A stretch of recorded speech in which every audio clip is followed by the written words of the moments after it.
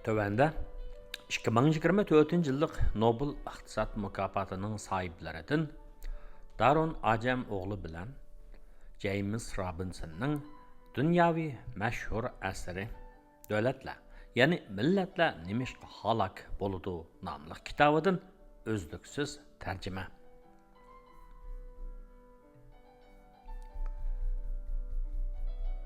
7. bab 5. paragraf. Nimişqə Angliyada yüz bədi. Sanat inqilabının Angliyada başlanıb, ən büyük qədəmlərini besişidiki səbəb, onun da həmmini öz içigə alıdığan özgəçə iqtisadi müəssisələrin bolğanlığıdındır. Bu öz növbədə şərəflik inqilab bəxş etken, həmmini öz içigə alıdığan siyasi müəssisələr salğan bol üstüge qurulğan. Mülk hüququnu küçeytken ve müəyyənləşdirgen, pul muamele bazarını yaxşılğan, taşqi sodadakı hökumət monopoliyasını acizlaşdırğan, sanatın kengeyişke tosqunluq qıldıqan amillarını ilib taşlığan köç dəl büyük inqilabdır. Siyasi tüzümni iqtisadi ehtiyacga uyğunlaşdırğan, cəmiyyətin arzusuga maslaşdırğan köç, yəni şu şərəflik inqilabdır. Həmmini öz içigə alıdığan bu iqtisadi müəssisələr James Watt'a oxşaş, talantlıq və gaylik kişilərə ularning maharatını aşırdığan, iddisini çaqnıtılğan və axırda ularning özlərigimi, xalqigimi və dövlətigimi paydalıq bolğan tüzümning şəkillənishiga ta'sir qiladigan fursat və rəğbətlərini bergan. Amma işlərdə muvaffaqiyat qazanğandan keyin bu kişilərdimi təbii halda xuddi başqa hər bir insanda boladiğanga oxşaş niyət bolışqan. Yəni başqalarının özlərinin ticarət sahəsiga kirib, ular bilan rəqabətləşishni to'sish urinishda bolışqan. Və xuddi ular ilgari başqalarni vayron qilib atgandek, bu yenidan kirmoqchi bo'lganlardagi ijodiy vayronchilik jarayonining özlərinin ticaretini vayron qilib etishdan qo'rqishgan. Biroq 1688 yildan keyin bu xildagi to'sqinlik qilish urinishlari oqmay qolgan. 1775 yili Richard Arkwright tizdan kengayotgan paxta to'qimachilik sanoatida kelgusida o'ziga monopoliya huquqini berdi deb arzu qilgan patentni qo'g'dashga uringan bo'lsa-mu, ammo u sotqa buni ijro qilg'izolmagan.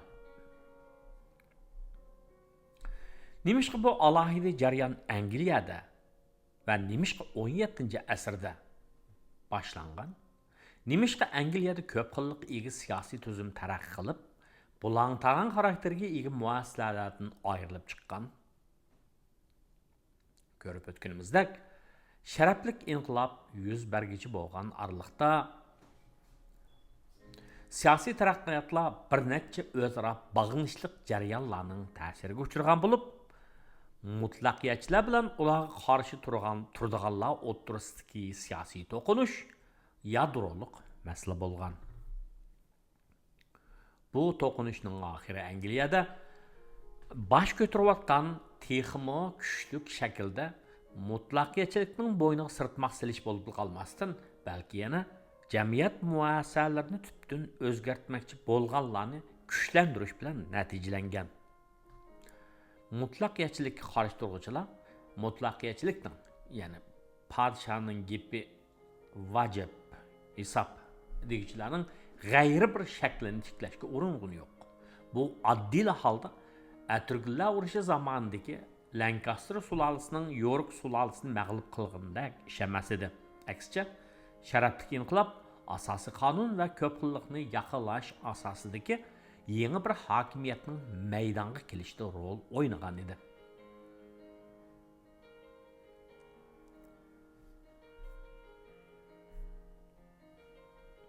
Bu hasilat İngliz muassasalarining tadrijiy o'zgarishi va ularning hal qiluvchi burilish nuqtalari bilan o'zaro ta'sir qilishining natijasi edi. Biz oldingi bobda G'arbiy Rim imperiyasi yemirilgandan keyingi G'arbiy Yevropada feodallik muassasalarining qandoq borligi kelganini ko'rgan edik.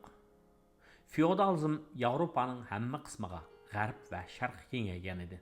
Lekin 4-bobda ko'rganimizdek, qora o'lim fojiasidan keyin G'arbiy va Sharqiy Yevropa bir-biridan yiroqlashishga boshlagan.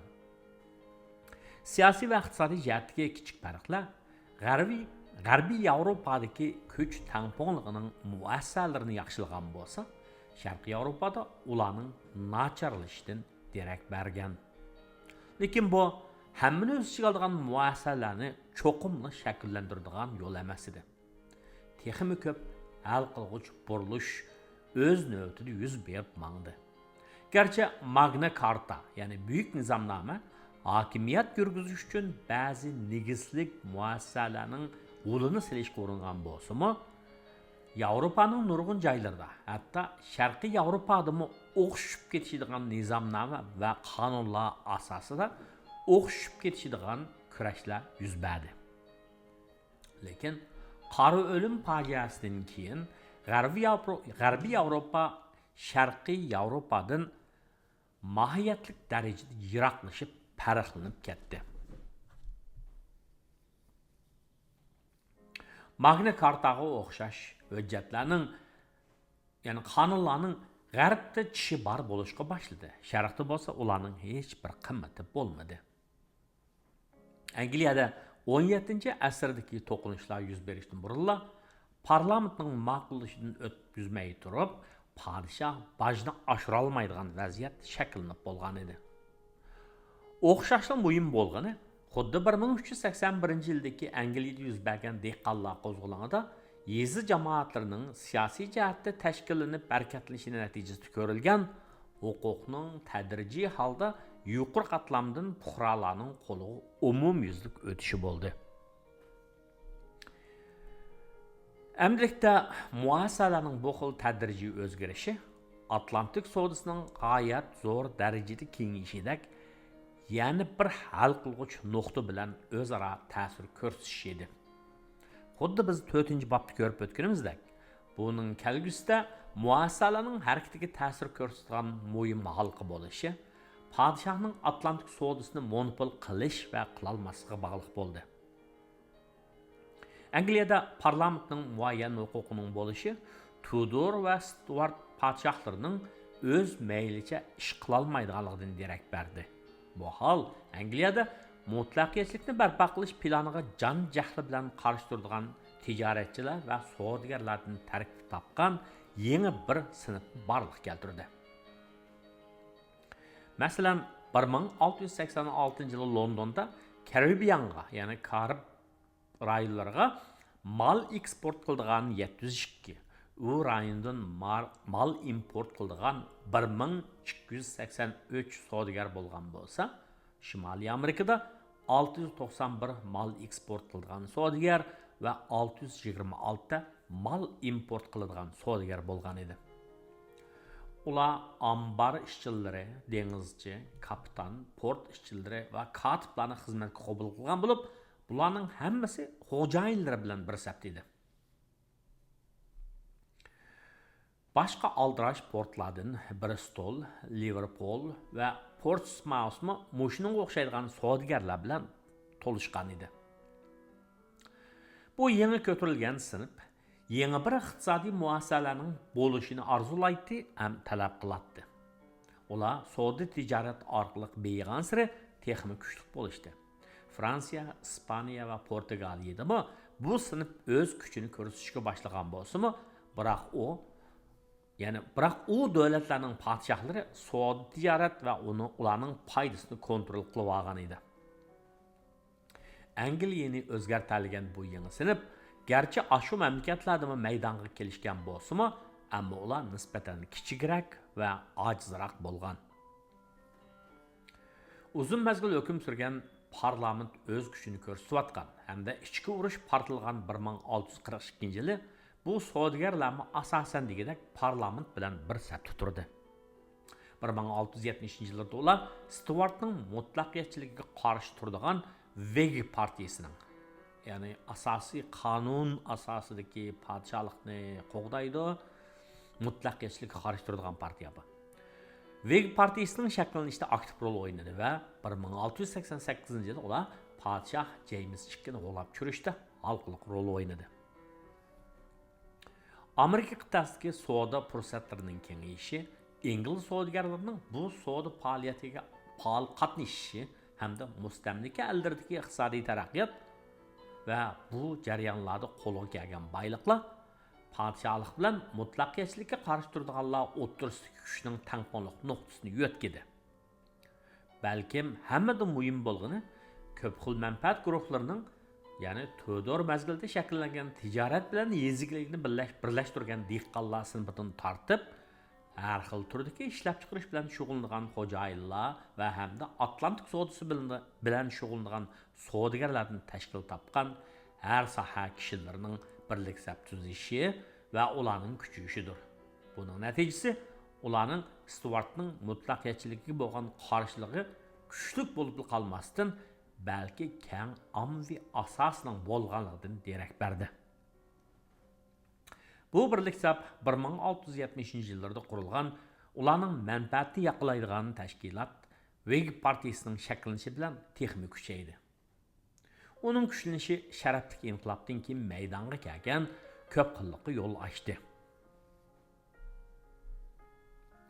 Agar Stuart podshohligiga qarshi turganlarning hammasining manfaatlari ham ularning orqa ko'rinishlariga o'xshash bo'lgan bo'lsa, Stuart podshohligini ag'dirib tashlash Lancaster sulolasi bilan York sulolasining o'rtasidagi kurashning qayta takrorlanishidek ish bo'ladigan bo'lib, undaqda ma'lum guruhning manfaatini tor ma'nodagi boshqa manfaat guruhiga qarshi qo'yish orqali oxirgi hisobda o'xshash yoki boshqa shakldagi talon-taroj xarakterli muassasalarning o'rniga dasigan yoki ularni qayta qurib chiqqan bo'ladi.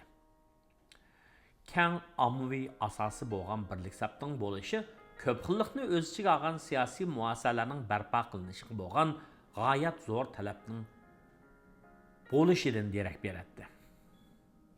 Muayyan shakldagi ko'p xillik bo'lmaganida ma'lum manfaatni chiqish qilgan bir guruhning boshqa guruhlarning ziyniga huquqni o'z qo'liga kirgizib olish xatiri bo'lgan bo'ladi. 1688-yildan keyin parlamentning keng ommaviy asosi bo'lgan birlik sapning manfaatiga vakillik qilishi parlament a'zolarining avomning arz iltimoslariga quloq solishidagi muhim omil bo'lib, parlament a'zolari parlamentning sirtidagi ommaning va hatto saylamda bilat tashlanmaydiganlarning dardlarini tingshaydigan bo'ldi. Bu xuddi Manchester qonuni tuzilishdan burungi yungchilik kasbining manfaatini yaqalaydigan guruhning boshqalarning manfaati badliga huquqni monopol qilish urinishining oldini oladigan al qilg'ich omilning bo'lgandek ishidi. Sharafli inqilob dadil bo'lgan keng birliksab tashkiliyligini va bu jarayonda kuchayib mang'ini ham huquq yurgizganlarning shundaqli yana o'z a'zolarining huquq ishlatishigimi chek qo'yalaydigan asosiy qonun asosidagi hokimiyatni barpo qilolgani uchun muhim voqeaga aylandi. Masalan, u yung to'qimchiligi bilan shug'ullanganlarning paxta va kandir to'qimchiligidan keladigan yoshirin raqobni ujuqtirish urinishini chekladi. Shunga bu keng birliksab 1688-yildan keyin kuchli parlamentning shakllanishida halqiliq rol o'ynab qolmasdan yana o'z ichida qaysi bir guruhning haddidan ziyoda kuchli bo'lib ketib, huquqni suiiste'mol qilishiga chek qo'ydi. Mana bu hammani o'z ichiga olgan siyosiy muassasalarning paydo bo'lishidagi muhim omil edi. Bu keng birliksabning kuchlanishi xuddi biz 11-bobda ko'rganimizdek, hammani o'z ichiga olgan iqtisodiy va siyosiy muassasalarning izchilligi va mustahkam bo'lishida rol o'ynadi. Shundaqdimi bularning hech qaysisi haqiqiy ma'nodagi hammani o'z ichiga olgan hokimiyatning muqarrarligidan darak bermaydigan bo'lib, uning barliq kelishi tarixning qisman ma'noda shartlik bir yo'linish bo'yicha mang'anligining natijasidir. Stuart podshohligiga qarshi Angliya ichki urushida bundan ancha farq qilmaydigan birliksab maydonga kelgan bo'lsa-mu, lekin u Oliver Cromwell'ning diktatorligiga yo'l ochgan edi.